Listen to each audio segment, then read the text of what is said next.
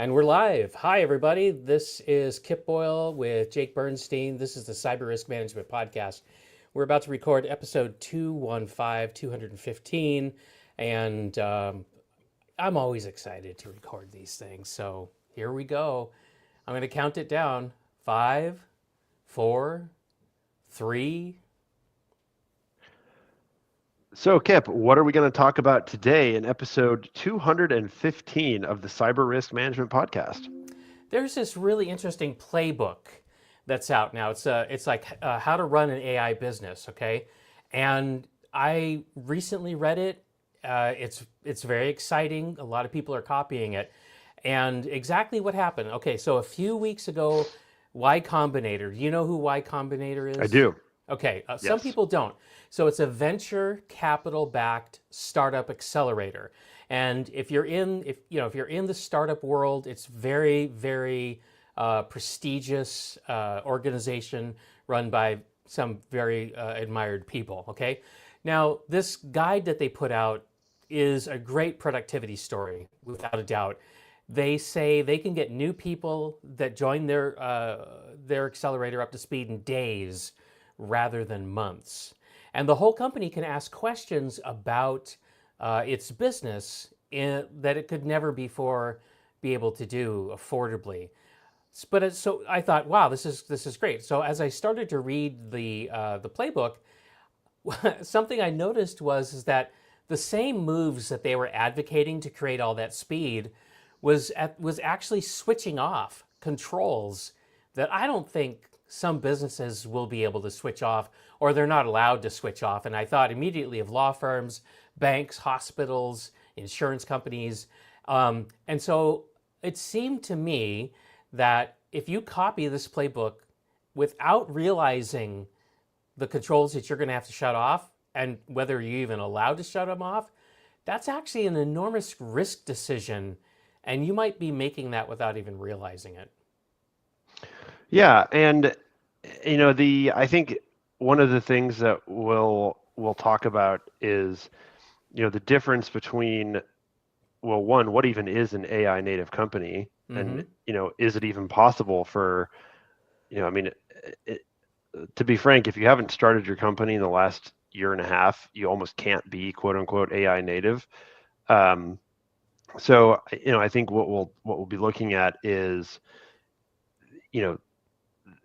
these might be rapid scaling, a rapid scaling playbook for startups, but I think we're pretty quickly going to see that they're not just risky, right? They literally break rules, and that's what we're going to dig into on the Cyber Risk Management Podcast. Yeah, that's right. And actually, I wasn't so sure that you could become an AI native organization if you had already existed, just like you said. But it turns out Y Combinator has been around for a long time.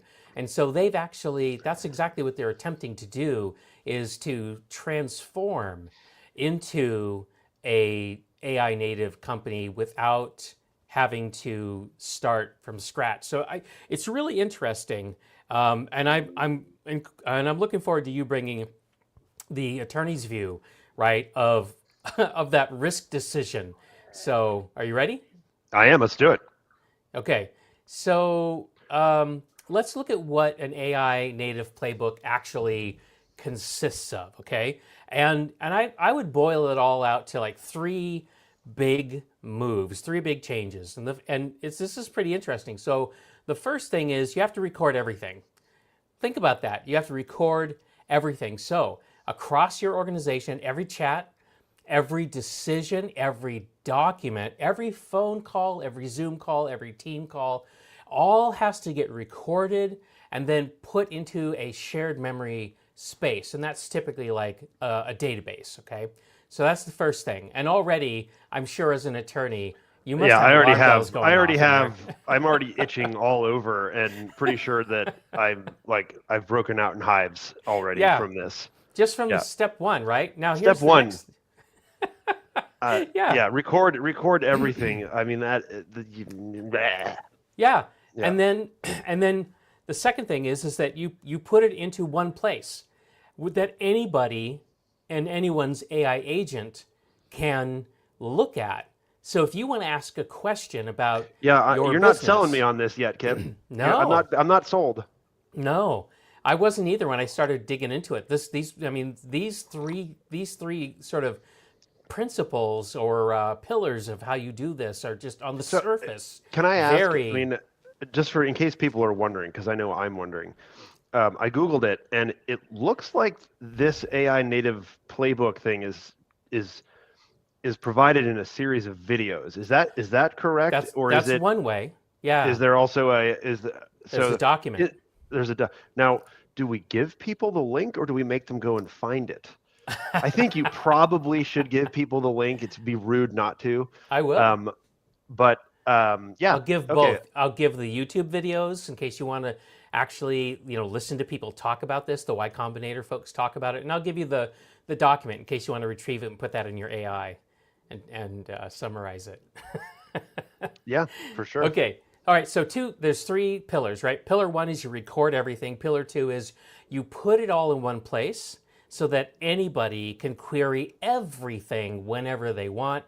And the third pillar is that you give broad access by default, but at the same time, you also make the agent's work visible to everyone inside the company. In other words, you're not allowed to interact with this data with any confidentiality. And it's sort of like everyone sees what everyone else does. And that's meant to be like a kind of like social control over what people do with this data. Well, and if you have three co-founders, it's probably okay. It's probably how three co-founders work anyway, right? Anyway, yes. Yeah. Okay. Now, So just to be, we've got record everything, put it all in one place, and give everybody access. I yes. mean, these are literally, Kip. I think these are literally the opposite. I mean, granted, I know your post and I know what sparked this episode, so I'm kind of cheating without even looking at the script. But like, those three things are literally opposite of what a lot of security principles would require, and that's obviously what we're going to talk about. So, Right. okay, does this work?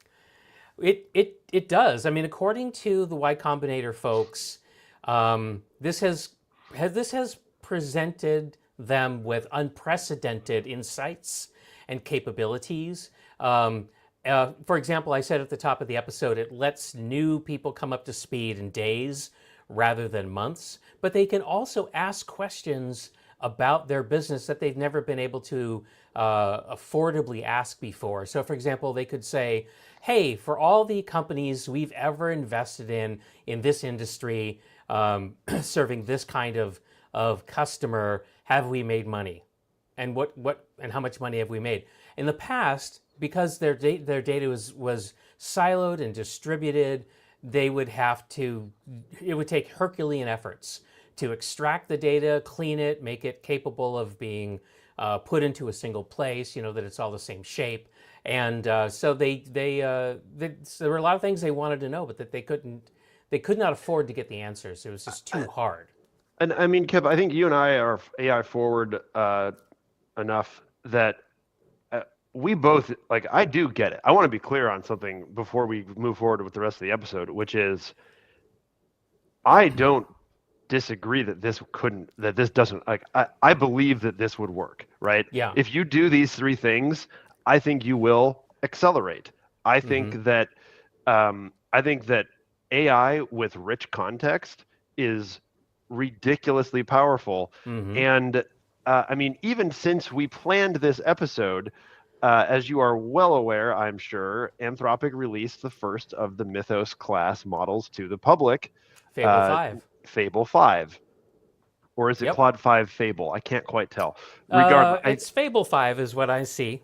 I see both Claude 5 Fable, but I also see Fable 5 like Opus 4.8. So let's just go with Fable 5. All like I Fable know 5. is there was a myth and now it's a fable. Yep. Well, yeah, it's interesting. You're going to get me distracted about that. It's a fable because it's not as powerful as the myth. Okay, that's another perfectly fine way to. That's what see they it. have. Yeah, and it took me a while, but it obviously fits with their haiku, sonnet, opus, fable, and myth concept. So anyway, Why do I bring that up? Because this thing is so powerful. And the reason that Fable 5 exists instead of just Mythos 5 is that the raw Mythos 5 model is so potential. Anthropic says it's so potentially smart and dangerous that Fable 5 is literally just Mythos 5, but with extremely potent guardrails in place. Right. And why is that, again, why is that relevant? Well, because if I can give that kind of intelligence access to all of this context, that that we've recorded everything, I mean, who even knows what the potential is? So Right. like, even though we're going to talk, even though most of this episode is frankly why this is a bad idea in some ways, I do want to say, or sorry, it's a risky idea. Risky. It's a risky idea. You can decide if it's a bad idea or not based on your risk tolerance, but it is definitely risky. And I think, but it's not a no-brainer that you wouldn't do it depending upon your company, because I think it could pay off. So, that's, yes, it is genuinely powerful. It is easy to say yes to. Like, I don't want to be like, oh, this is so silly, this is stupid. Right. No one's that ever nobody do would this. ever Like, do no. It's the dumbest thing ever. It's not. There is a real temptation to do this. And there's a real I mean, I had a conversation yesterday where I was like, hey, internal IT AI developer person, could we like look at retired lawyers' emails and digest all of them and distill knowledge from that? And would that be worth it? And we're like, oh, it might be. So like, again, I mean, it's fundamentally the same thing, right? Like, what is all the corpus of stuff that we have, and what if we gave it to AI? What could we do with it? So, and by the way, Jake, this reminds me, I don't think we've told our listeners yet that you have a new job at K&L Gates. You want to just tell us about this is that? a good time to mention that. It is true. I am the firm's first global AI and innovation partner, technically as of May 1st, 2026. I'll probably have been doing the job for a few months by the time you listen to this episode. It's I basically am splitting my practice, or I'm splitting my job and time in half. Half of it's supposed to be half. It's more like 75% and 75%, adding up to 1.5 full-time jobs, sometimes more.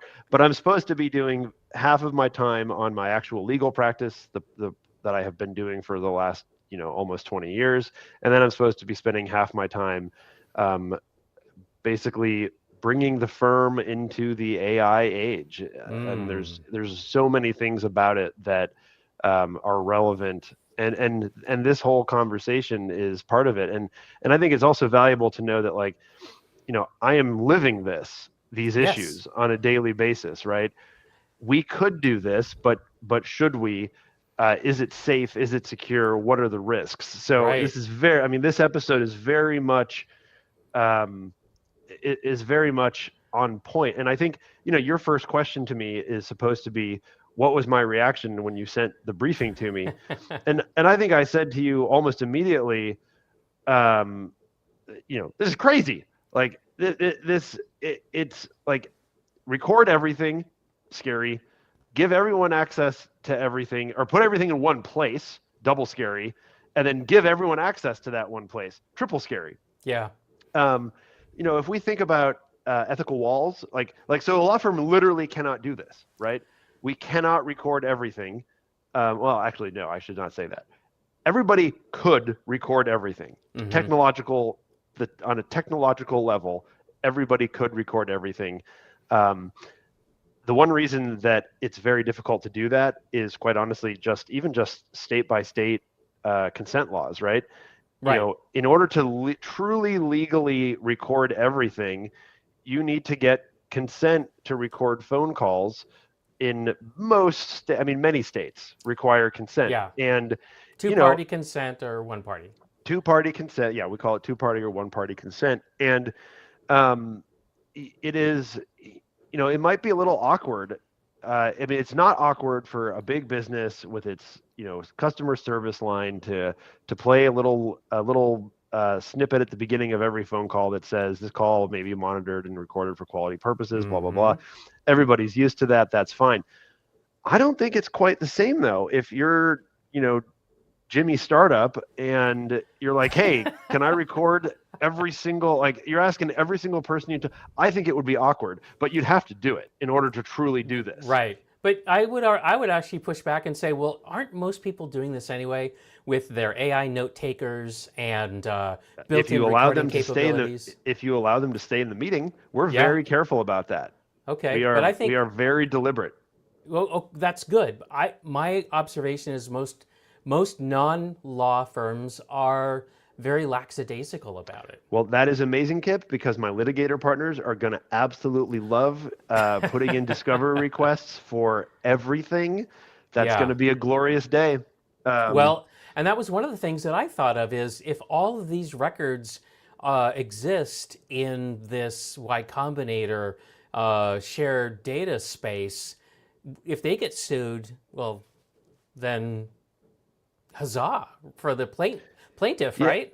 I mean, it really is. It's a smorgasbord for plaintiffs' lawyers to come after, or regulators as well. And I mean, I don't want to totally derail the conversation, but I think on this point alone, it is worth pointing out that it's actually really interesting because our corporate lawyers get questions from, it could be startups, it could be, but it's oftentimes large companies, sometimes public companies.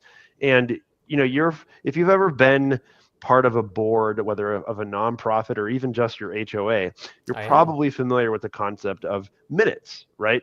You have to have meeting minutes for each of these, for each meeting that takes place. Now, here's what's interesting is, historically you would have the secretary of the board, one of their jobs is literally to take notes at board meetings, right? And to produce the official minutes of the meeting. Now, many people are like, oh, well, we don't have to do that anymore. That's a pain. This is great. We can just do that with AI. But let me put it this way. There's a reason that people have not just, we've had recording technology for decades upon decades. There is a reason that board meetings aren't just recorded and transcribed, right? There is a good reason for that. They're abridged. They're abridged. The conversation. They are massaged. They are curated. And when you have AI in the room, you just open it up for all kinds of arguments about, I don't agree with the minutes. I don't agree with the official minutes because look, my AI caught something that was different. What if the AI was wrong? How do you verify that? It's a mess, right? So that's one problem with just recording everything in the get-go. But now let's talk about putting everything in one place. This is actually more of a security problem, Kip, right? You know what I like to call putting everything in one place? A giant target. The best of Target. It's the Fort Knox, but probably not nearly as well defended. Everything's in there. Yeah. And then last but not least, broad access by default. One, let's just put aside for the moment that it completely puts, the concept of least privilege, the principle of least privilege, turns it right on its head and is like, we actually go principle of most privilege. That's right. But there's another privilege that matters a great deal, and we call it attorney-client privilege. And if you give access to everybody, again, in a 3-person startup where each person is a founder and an officer, it's actually okay legally because all 3 of those people are speaking. They have the power to speak for the company, the power to bind the company. Now they can modify that amongst themselves, but generally they're not quote unquote employees for whom you would, risk waiving attorney-client privilege if you just gave these 3 people broad access. Once you start adding employees, right, that really changes because now maybe there are questions about privilege. So, all of these things are problems. And then not only that, but you've got contracts and regulations that say where data can live, who can touch it, how long you can keep it. Right. You've got confidentiality requirements. It just becomes a nightmare to deal with this. And I think right now I can tell you that my industry is dealing with this. you may have seen the news reports in the last couple of months about the big insider trading scandal that has hit some of the most well-known, mostly New York Wall Street law firms. But really, we're all vulnerable to that because that's what happens when you give access by default. People were taking information and using it to conduct insider trading because they had access to everything by default. Right. So these are all good examples of like why you Risks. shouldn't do this. Risks. These are just So, huge risks, right? yeah, If everybody behaves perfectly, then those risks won't materialize. but that But doesn't there's a mean. But there's lot still of temptation. yes. So like when I say a law firm literally can't do this, it's Hmm. it. I mean, they really they probably can't, right? I mean, and I think Right. and this is true for a lot of companies as well. Yeah. So it isn't, and then the more regulated you are, the bigger the bigger kind of set of risks that come Oh yeah. into the force. Yeah. So I wouldn't say I wouldn't say I wouldn't say that it's just me being overly cautious or a party pooper. There are real reasons that some of these moves aren't allowed Right. for either regulated businesses or entities or just many circumstances could prevent this from working. Yeah. Which again is not to say that it's not to say that the Y Combinator, AI native startup playbook thing is garbage and worthless. It's not to say that at all. It's just that there are real risks. Yeah. And it seems to be when you read their paper and when you watch their videos, um, they make the classic happy path argument as to why everything's going to be better if you do this, and they don't really talk about that actually there's a risk decision at the heart of this, a legal decision at the heart of this, and they don't really talk about that. And it's one of the reasons why I wanted to do this episode, is because I just found that to be such a striking example of writ large of something that I see in miniature constantly with people, senior decision makers, just being on the happy path and not thinking about what could go wrong. Yeah. So, okay. What could go wrong, Kip? Let's talk about this. I mean, we've been kind of going back and forth about this. The playbook is viewed as a productivity upgrade, which I think we both agree it is. Yeah, I mean, we're not gonna argue that we're not gonna argue that part is false. I think that right. part is true. I think it is. Yeah. Um, I will say this, for someone like a solo practitioner lawyer, I'd probably do it because it's all me. That's right. Why Right? not? Yeah, Why there's not? very little risk There's very of the little type risk that we're because talking it's about. Yeah. I mean, there are, you shrink your organization down enough and so many risks go away or become minuscule, right? Right. Non-material. Non-material, but we're not really, I know people are waiting for the first billion-dollar unicorn company with one employee. That hasn't happened yet, right? Currently a myth. Maybe Not will yet. always be a myth. Maybe Who a knows? fable. Might be a fable. It's very funny. I didn't even think about that. That was pretty good, Kip. Yeah, thanks a lot. Do you want me yeah. to tell you the 4 things that I think are? I do. I want to okay. know what the basic safeguards this playbook turns off Yeah. underneath the legal rules. This is the Yeah. stuff. Yeah, let's hear it. So just 4 things. I could probably give you a much longer list, but these were the 4 things that just popped. So the first is least privilege, which we talked about. And why? Because the playbook says give every agent access to everything, which is the same way of saying give everybody access to everything. So that's one. Least privilege is out the window. You know who would love this? Compartmentalization.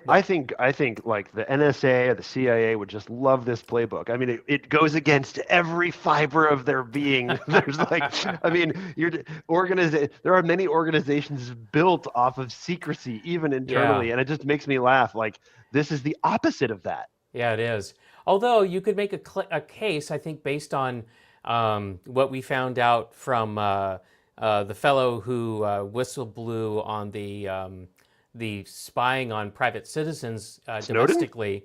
Thanks, No. Ed Snowden. And yeah. If you listen to Ed Snowden, he might tell you that NSA actually built this huge database of intercepted traffic, and as an analyst, I could query anything I wanted. I could run any query I want and look at anything I want.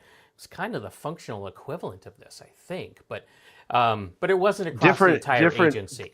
Different purpose too. I mean, it's interesting because like, yeah, that is a rabbit hole that we should not go down. No. Let's not go down that. Yeah. Okay. We're look at that. Look at us. We have discipline at times. At times.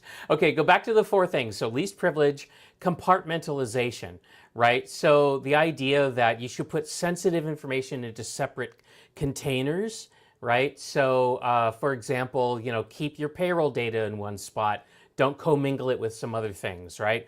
But this playbook says, nope, it all goes in one place. The third thing is need to know. On the compartmentalization, I love that you chose that word because, compartmentalization also comes from there's a naval version of compartpartmentalization, and do you want to explain that, Kip? Yeah.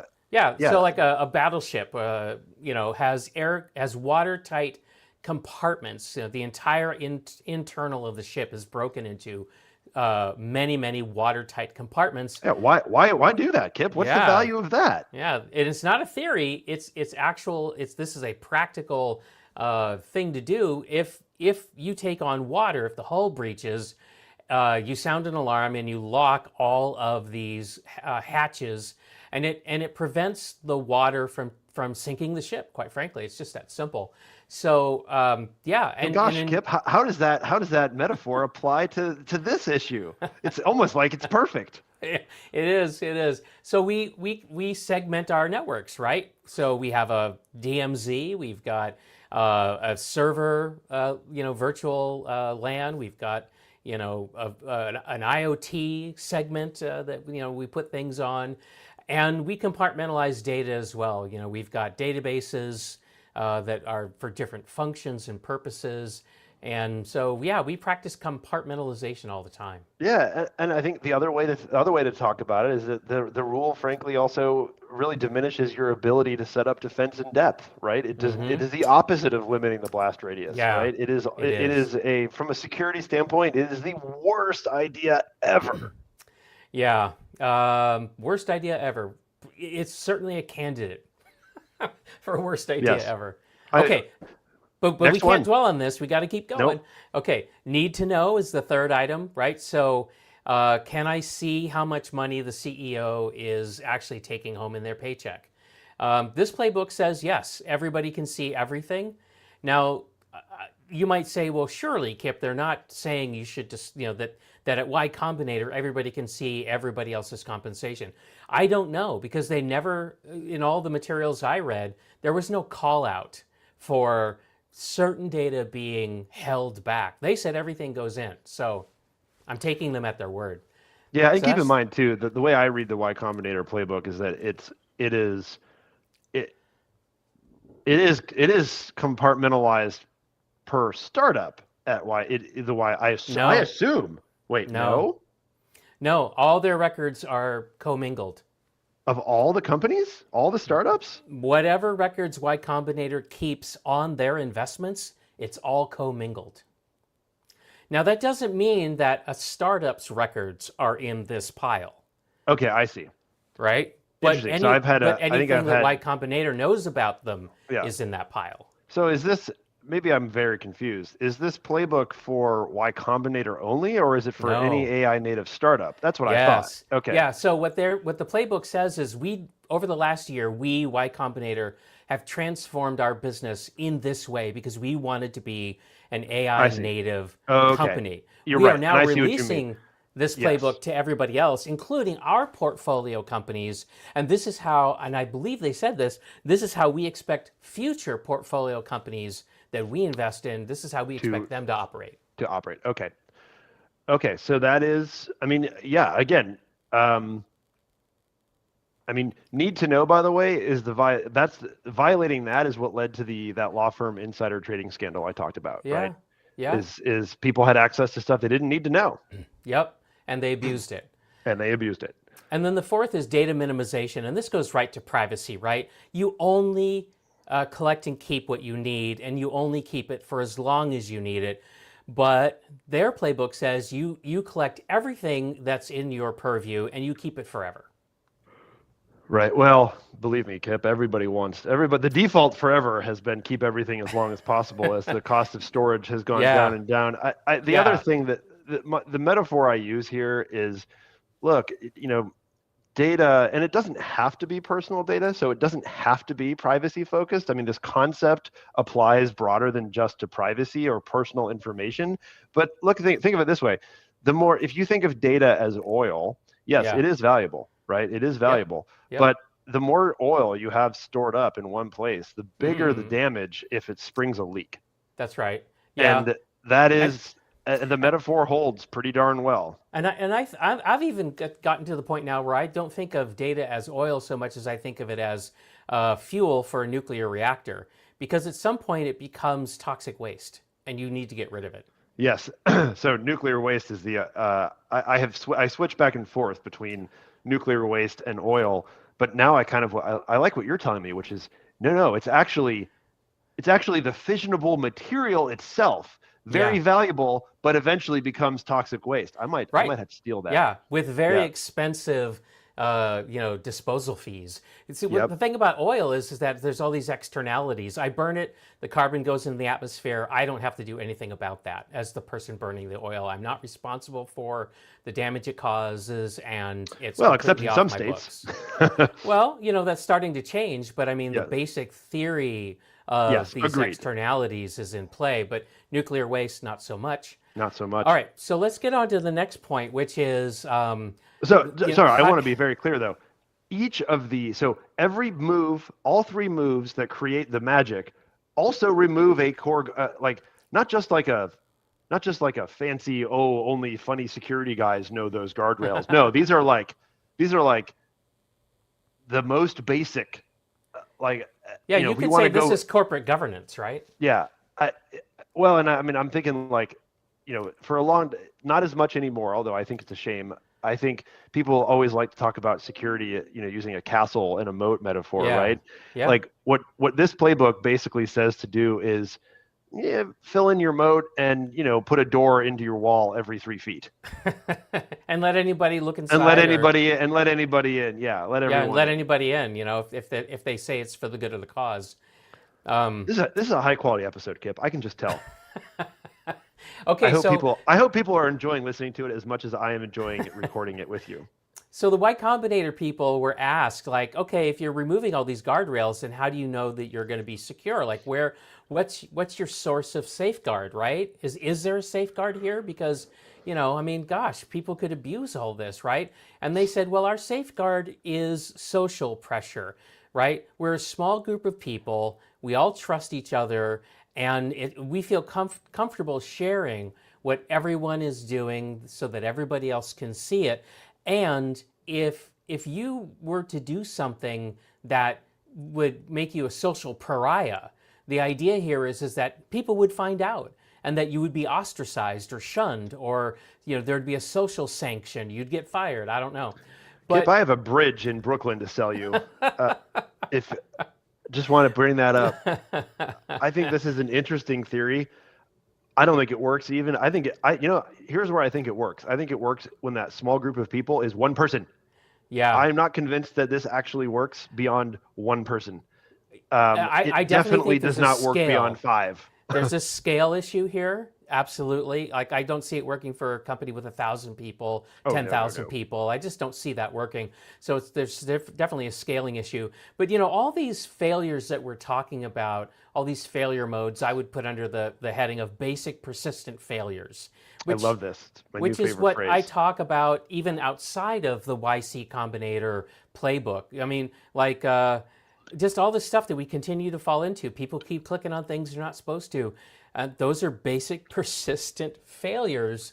A lot of the Verizon data breach report catalogs humanity's ongoing relationship with basic persistent failures. It's not about being attacked by a nation state. I mean, that happens to some people, but that's not really where most of the losses come from. So, um, yeah. Anyway, I just think you're getting a lot of basic persistent failures from this playbook. And I think look, I'll be honest. I don't think the social control is a control. I mean, a control is something that is reliable, testable, verifiable, right? It is so and so. It is an access control list. It is Right. this. This to me sounds like a hope, and a hope, as one of our former colleagues, Kip, used to say, hope is not a method. And this really, really starts to feel like, well, the control is really that we hope the social norms don't get violated. Right. Right. I can't buy it as a lawyer and a security professional. This is a bridge too far. It's unreliable. It's just unreliable. You never know when it's going to fail. You never know how badly it's going to fail. There's really no warning that it's about to fail. I honestly hesitate to even use the word control, because I do think it is based on hope as opposed to an actual. How about your favorite? Yeah, but how about your favorite word, safeguard? Is it a safeguard? I mean, I always. That's mean. That's mean, Kip. I've taunted you. Sorry. You have taunted me. I mean, if you view safeguard as just a synonym for control, then no. If you Okay. think of safeguard, if safeguard to you means something more abstract or less concrete than a control, sure, you can call it a safeguard. But it really is. I think we got to be real about what it is, which Yeah. is it is hope. It is Yeah. not. It is not an actual control that is Yeah. recognized by any control, Catalog. handbook, Yeah. catalog, professional organization that I'm aware of. If I go, Right. there is no social norm, trust services criteria in SOC 2, right? That does not exist. So, Okay. So, having said that, we're rapidly approaching the end of our time block here. So, what should we focus on as we round out this we can keep episode? going. We can keep. It's only 37 minutes. This is. I mean, Most Kip, with people all the expect 40 minutes or 45 with all minutes. the inflation in the world these days, I don't think anyone is going to get too upset with us if our episodes inflate a listen. little bit. People in our audience, if you don't like us going long, send Jake emails and tell him, and then we'll know. Okay, That's let's fair. keep going. I invite that. Yeah, or DM me on LinkedIn if you think that we should be quiet after 37 to 42 minutes. Let me know. If, on the other hand, you enjoy when Kip and I tend to go over a little bit, just don't say anything. Don't say anything. Yeah, silence is assent. Download more episodes. Okay, then what's next? Well, okay. So some of what you described we could fix with quote unquote better settings. But are there risks here that we can't just configure away if we're committed to sticking with the playbook? Yeah, there's just some real limits. I've thought about how could you maintain the magic, right, of everybody can have access to everything all the time, but then, could you choose different compensating controls or whatever. And I don't know. I mean, I didn't come up with much because really when you put these three moves together that we talked about at the top of the episode, you're really talking about a lethal trifecta, right? So if you have, think about it, an AI agent is going to have three things all at the same time. It can reach data that previously would have been considered private. It can take untrusted input, like it's looking at emails, it's looking at documents, it's pulling in random data from a data store, and the third is it can act, right? So it can write to those systems, it can send things out, and when you combine all three of those things together, well, that's prompt injection, really, right? A poisoned email, a booby trap document can actually cause the AI agent to do things that the agent wrangler wasn't asking it to do, and we just don't have a strong general defense against that. That's a big problem. I mean, yeah, the thing that makes it smarter over time, the very concept that you're leveraging, also creates the potential for a problem or at least a giant headache. You never know when this is going to happen. You don't know if it's going to happen. You never know if it's going to happen, and that's the trap. That's why this is a risk decision as much as it's a productivity decision. And typically, you would want to remove one of these three things in order to hem in the agent, right? So you either block what it can reach or put limits on what it can reach. You block the possibility of it getting untrusted input, or you make it a read-only agent so that it can't actually change anything. But when I was thinking about it, I thought, well, if you make any of those rollbacks, then like a big chunk of the magic that the YC people talk about is just going to go away. It will.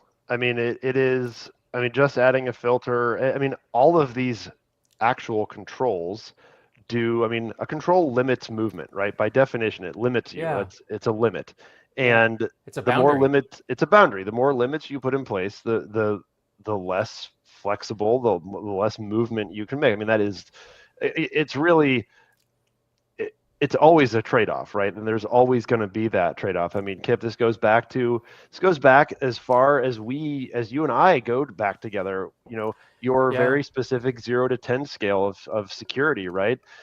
0 obviously is very bad. It's no security, but in that rating system, a 9 and 10 is actually too much security. It's also bad, Yeah. right? So, there's the sweet spot is that middle area.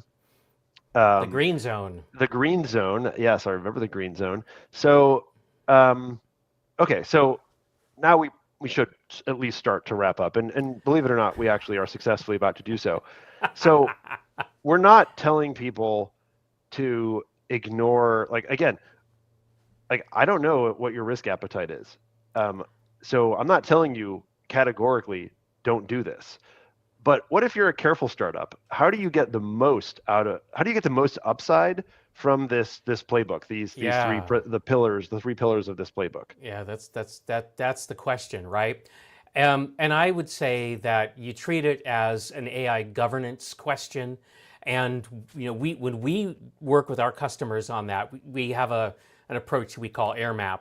And the idea is this is not just an IT issue, right? This is really an AI governance in the sense that it's a corporate governance issue. And so if you cast it in that light, then I think the following things should be considered. So agents should have a scoped account with limited rights. They shouldn't have access to everything.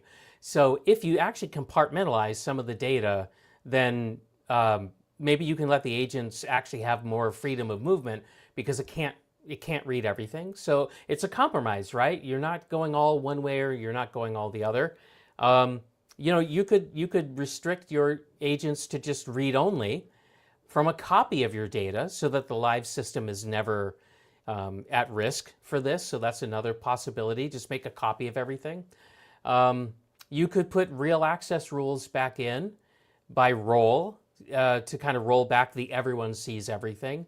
And then the other thing I was thinking about was some rules around retention and redaction so that even if you do record everything, that it's not going to become a free-for-all for plaintiffs' attorneys and regulators if there's a problem later on around privacy and there's discovery going on. Now, I mean, every one of those ideas, and certainly if you adopt all of them, are going to take away some of the magic. I mean, they are literally the opposite of what the magic creating three that's pillars right. are to some degree. I mean, that's Yeah. literally what you just said. So, And this is what cybersecurity people do all the time is they try is. to find that balance between convenience and asset protection or security. yeah. You know what I love about this episode, Kip, and this whole discussion is that it is such a perfect distillation of everything, of what cybersecurity and frankly privacy is, Yeah. and applying it to the AI age. And we haven't talked about coding. We don't need to, right? We haven't talked Right. about details. Right? These are conceptual issues Right. that are created and can be and discussable. It's super fascinating to me. Yeah. No ones and zeros. We're No ones and harmed zeros. We haven't to even said the create word this firewall episode. until just now. Yeah, exactly. And then you have to consider your vendors as well, right? Even if you don't Yes. subscribe to this playbook, you have to ask yourself, do I have any vendors that subscribe to this playbook? Is my information being commingled with their other customers' information because they wanted to be like Y Combinator too? Yeesh. That's I need to go review some contracts or something. I don't know.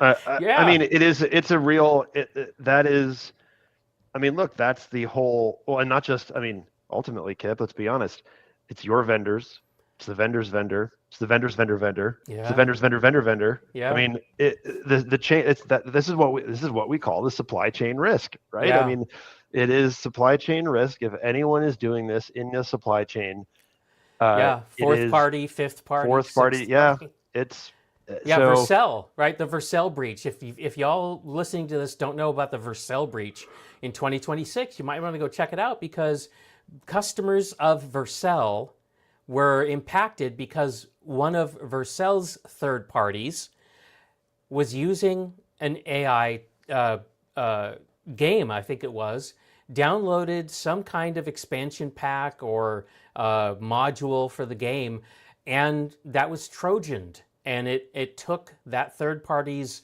Vercel credentials, got into Vercel, and started messing with Vercel's customers. Well, and So Kip, I think it's something that doesn't get said, that people are saying it, but I almost don't think they're saying it enough. I feel like the cybersecurity risk level has probably never been higher than right now, and we have not seen the peak of that for so many reasons, for for so many for reasons. so many reasons. Yeah. And it's funny, Kip, only because I felt like at some point in the last couple of years there was some dip in urgency. It Mm-hmm. just, I don't know if it was a vibe that maybe it was just me. Maybe you noticed it too. But pure cybersecurity just seemed to lose a little bit of luster. And oh boy, is it back! I mean, we are so back, as they say, and it's going Well, to be more. that's because generative Co- AI, agentic AI, is actually yeah. starting to be used to create business value rather than just be played with Yes. as a novel toy. Well, and I think too. I mean, the one of the main reasons that we get Fable 5 and not Mythos 5 is famously the cybersecurity related Right. risk that Yeah. Mythos was able. I It mean, was this is too a good at writing too. exploit It was code. too good at exploits. So that's a huge problem. Okay, Kip, if a listener takes one thing from this episode, what should it be? Well, I think it's that this playbook to become an AI native company is a risk acceptance decision that's dressed up as a productivity decision. And as you and I have said all along, we're not knocking it and saying it's pure poison. It's not. But are you the right company? Are you in the right setting to take full advantage of this playbook? If you are, perhaps this is a really smart bet. However, if you don't thoroughly understand that and you just see the happy path, right? You're just like, "Oh, we'll become more productive. We'll know more things than we've ever known before, and everything will be great." You need to ask yourself, which controls are we turning off to get this speed, or which controls are we not even implementing? Because if you're listening to me and you're about to launch your own AI native company and you're going to use the YC playbook, well, are you going to sell into a regulated space? Are you even allowed to operate without these controls? You're going to have to speak with your attorney and anybody else who can help you You really do. sort this out. And Kip, I mean, I want people to decide to do this on purpose. Don't sleepwalk into it. I also want Yeah. people to be really honest with themselves. In my opinion, there is a very narrow space, setting space, or however you want to define it, for companies that I think could do this, where the benefit truly unambiguously outweighs the risk. And maybe Y Um, Combinator is one of the only companies. yes, I mean, I do think that a true, and I know this is, and I still am getting confused between Y Combinator as the entity and its portfolio companies. I do think as a brand new company with one or two founders, or even three or four founders, the risk here is relatively low. I mean, I have I have worked with startups for almost 2 decades, and it's there's a very clear demarcation where at first you have nothing to lose, right? Because you Right. don't really have anything, Your biggest right? risk But is finding customers who will pay for yeah, your stuff. yes, and so they're like the idea of constraining yourself to protect nothing doesn't make any sense. I'm totally on board with that. But Yeah. the faster you grow and the faster you succeed, the sooner you will hit a point at which now you do have something to protect. And Yeah. that is when you really need to start making these decisions. So maybe the way to think about this episode and our comments today is that even if you start off this way, and let's say that it does exactly what Y Combinator says it will do, and I have no reason to disbelieve it, which is accelerate your startup growth tremendously. Mm-hmm. What that really means is you need to start rethinking some of those decisions pretty soon. Mm-hmm. Yeah, and you need to take that playbook to your risk and legal people and really understand what your Yep. what you're about to adopt as a way of life at work. Okay, Yep. All that right. wraps Go up ahead. this episode of the Cyber Risk Management Podcast. Today we looked at the AI native playbook from Y Combinator that everybody seems to be excited about. We talked about why it works, which rules and controls it switches off, and the one risk you can't easily patch, and how to keep as much of the upside of this as possible without betting your entire company on it. And the bottom line is this is a risk decision, so we want you to make that on purpose. See you next time. See you next time.